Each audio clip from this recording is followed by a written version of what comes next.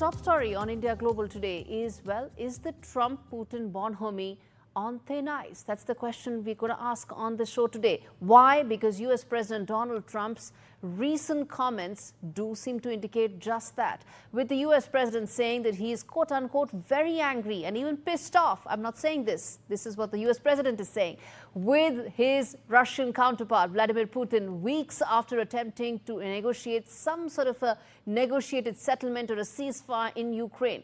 Donald Trump, in an interview with NBC Network, said, and in fact came down heavily on Putin for attacking Ukrainian President Zelensky's credibility, threatened to impose a 50% tariff on countries that are buying Russian oil if he does not agree to a ceasefire, which could significantly impact India because we are one of the largest oil importers in the world. Remember, these fresh tariff threats come over and above on top of the 25% because of the Venezuelan oil tariffs that have been put in place. So this is the second layer of tariffs that Donald Trump is talking about. Where does this leave A, the Russia-Ukraine settlement talks, the ceasefire talks, and B, where does this leave a country like India, which needs to import 85% of its energy needs, is the question that I will now put forth to our panelists. But first up on your screens are the big questions, as always.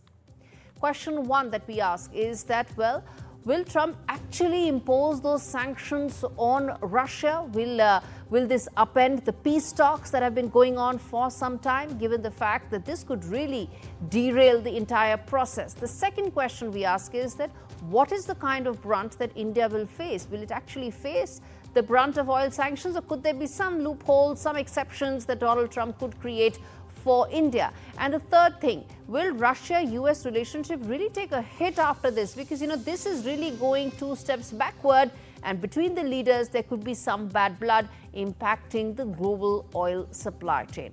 All right, let's now get in Professor Anuradha Chinoy, who's an international affairs expert, former dean at the Center for Russian and Central Asian Studies, SIS, from JNU, and Mr. Ajay Bagga to really explain to us the trade side of it, the market side of it. What is the kind of impact that countries like India could face, since we'll have to import so much more expensive oil? But first up, Dr. Chinoy, let me start with you. The fact is, this really is Trump's economic statecraft 2.0, isn't it? You try and find out some sort of a possible deal. If there's no deal on the table, there are tariffs that are coming in full throttle, isn't it? Absolutely. What Trump does, he is weaponizing international trade.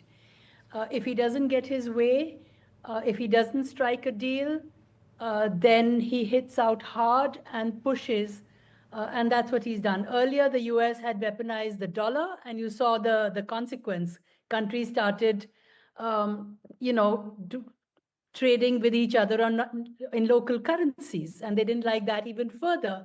Now he's weaponizing trade through tariffs, that anyone who doesn't listen to what he wants is, the tariffs imposed. So he's not doing sanctions right now, but he's doing tariffs. So of course the talks are on. He's firstly, the US was party to the conflict. This is their proxy war. Now suddenly he's shifted the narrative, where he is mediator, but he's also party to the conflict. And in this case, the fact is that Zelensky, his term as president finished several months ago, but he's imposed martial law. So Putin is saying that what credibility does a president whose term as president, according to the Ukrainian constitution, is over? So who do I sign this deal with when he is actually not the president? But Trump wants this deal through for several reasons. We're not going into that at the moment. So he's saying that either President Putin agrees to all of Trump's term, or he will impose sanctions on third countries, because there are already so many sanctions on Russia, and Yes. Russia has been able to bypass them.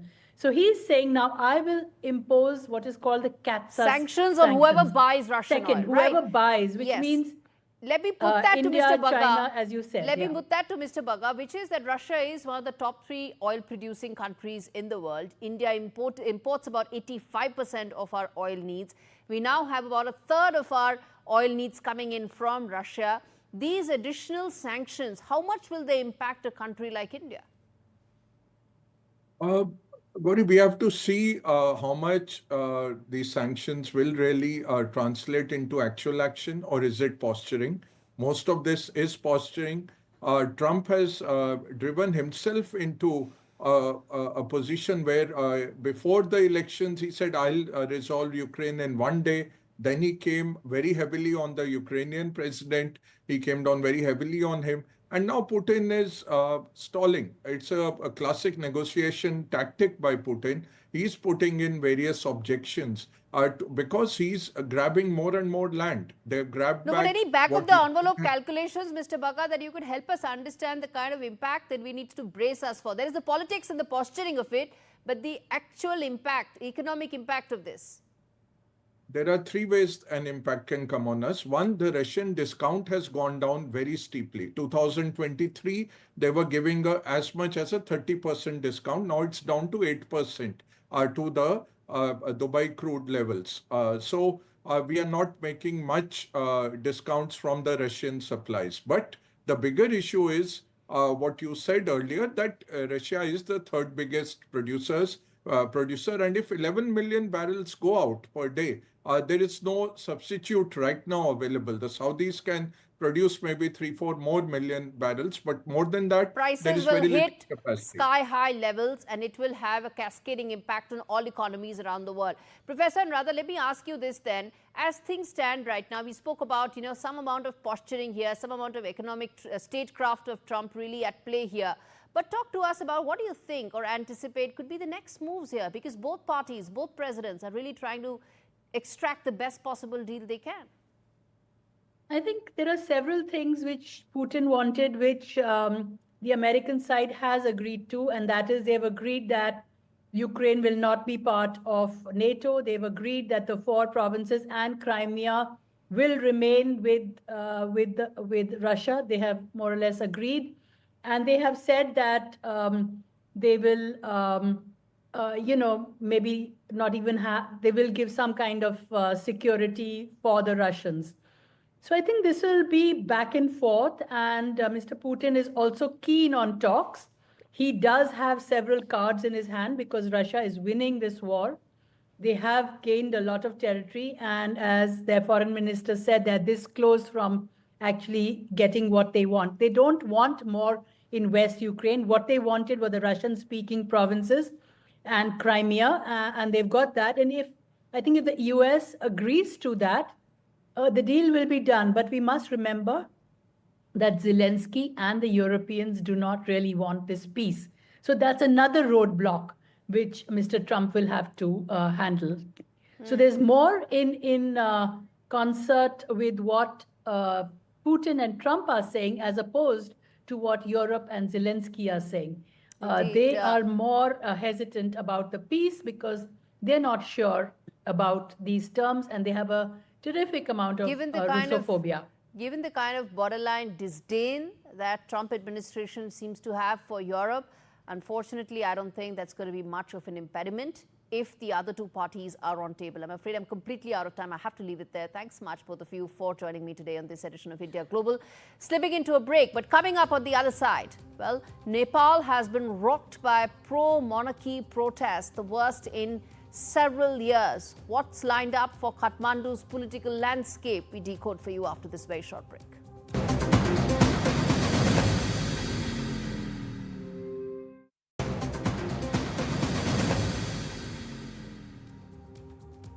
On India Global, it's now time to take a look at what's happening in Nepal. It's been rocked by pro-monarchy protests, some of which have actually turned violent. The last couple of days, these protesters, they've been clashing. They're the pro-monarchy and the pro-republic ones that are clashing with each other. The latest being that Nepalese Prime Minister KP Oli has accused former King Gyanendra Shah of attempting to disrupt social harmony. What does this mean for the Himalayan country going forward?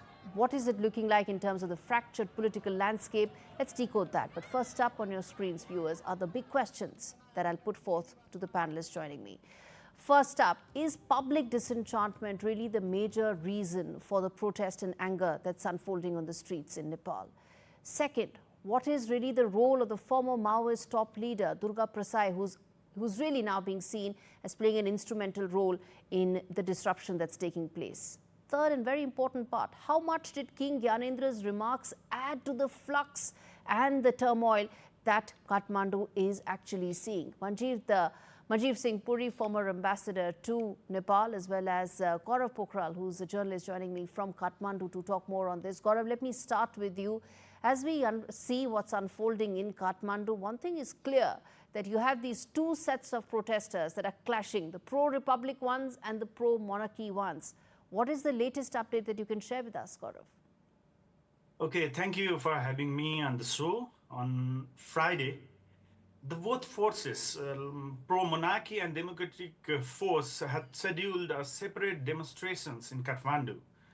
The monarchist force had kept their program at Tinkone area. They had kept the program in Tinkone ground, and the pro-republican force had kept the program in Vrikuti Mandap.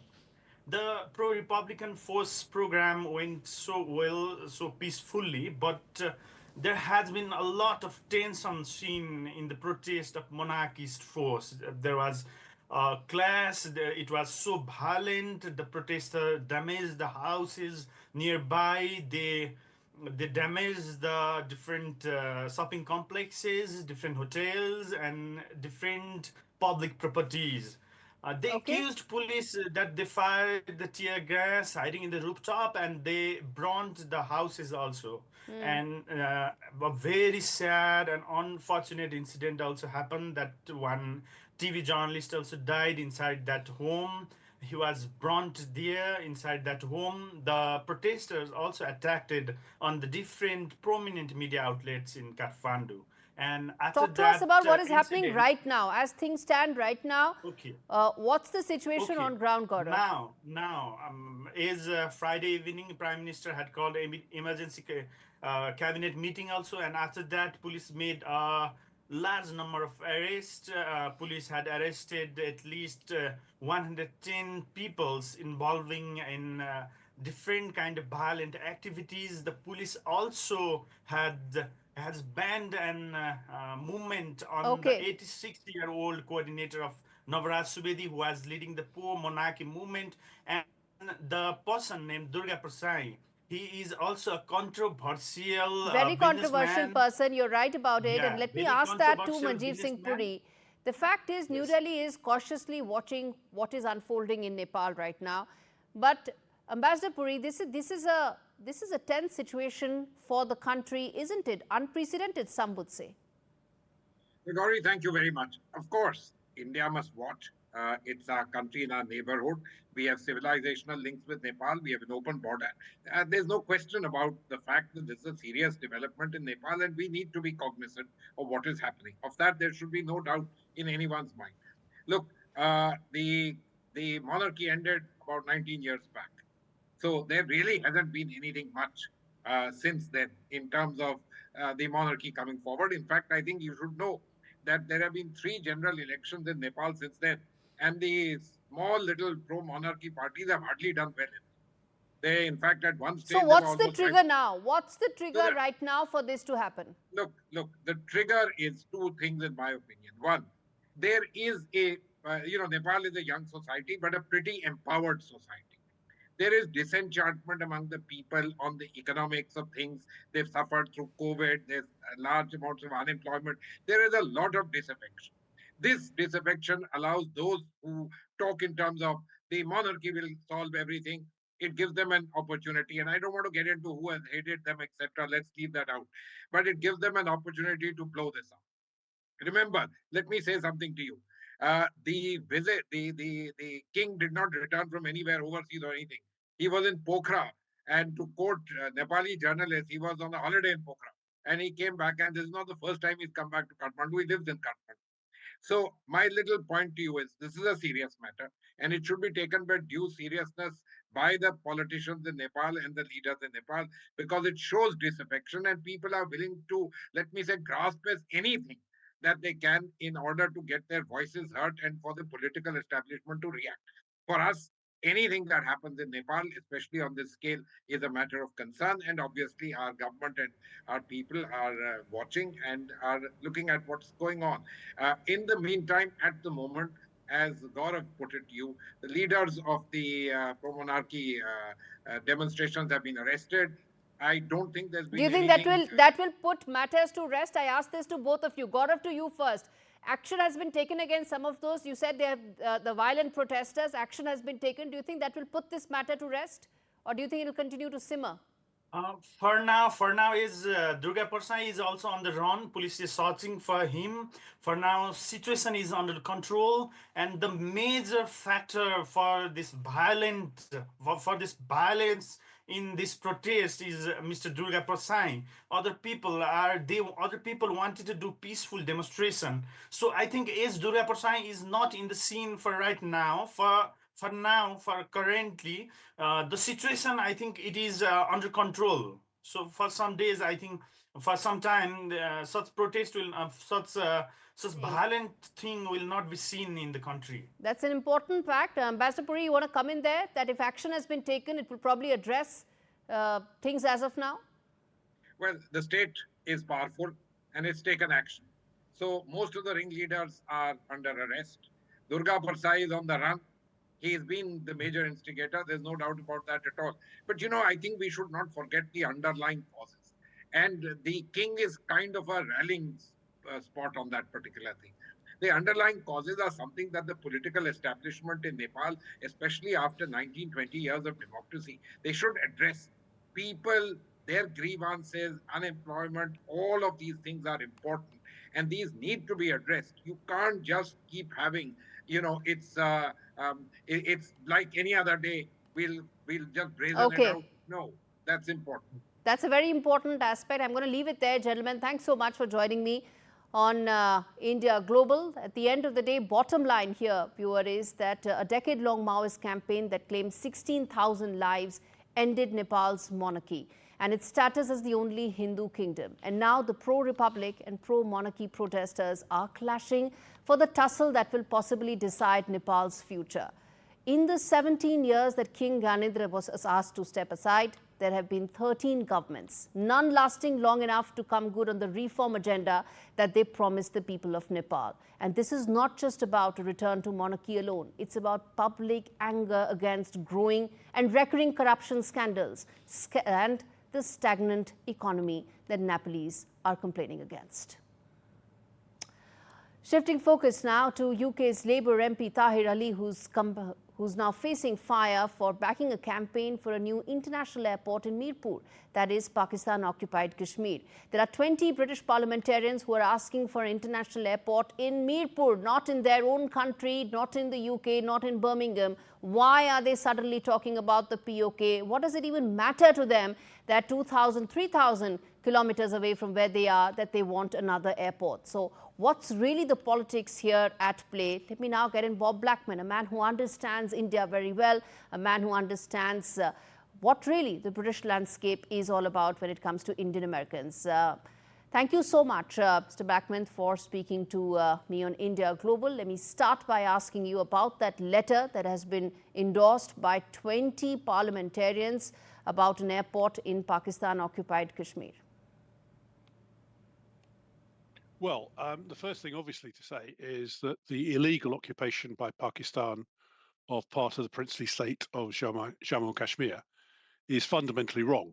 And I have been calling for a very long time for the Pakistani forces to leave, for the princely state to be reunited under its original aim of being part of India, and then liberating the people from the occupying force. Now, if there were to be an airport in Mirpur, then obviously this would help cement the occupying force and prevent progress towards a settlement whereby the state would be reunited. I think it's a direct insult to India, and indeed it doesn't help Pakistan much either, because from their perspective, this is an area where it is relatively remote and difficult to get to, but nevertheless, this would cause, I think, severe diplomatic tensions between India and Pakistan. Do you think it's nothing but a blatant effort by Tahir Ali to meddle into India's affairs by asking infrastructure projects in Pakistan-occupied Kashmir? Yeah, indeed. And I think the problem is in the British Parliament right now is that we have a large number of Kashmiri Muslim MPs who are loyal to Pakistan, who are not loyal in any case, shape or form to India, and have sought to cause problems between India and Pakistan for quite some time. Equally, I mean, the bizarre thing as well, I don't know if your viewers will know this, but many of those people that signed the letter were opposing the expansion of Heathrow Airport, our hub airport in the west of London, on the grounds of climate change and the climate emergency. So to then be calling for, as I understand it, the British government to be financing this airport in Pakistan is bizarre, to put it mildly. All right, let's leave it there, sir. Thank you so much for speaking to me on India Global, on an issue that impacts us on several fronts. On that note, completely timed out on this edition of India Global.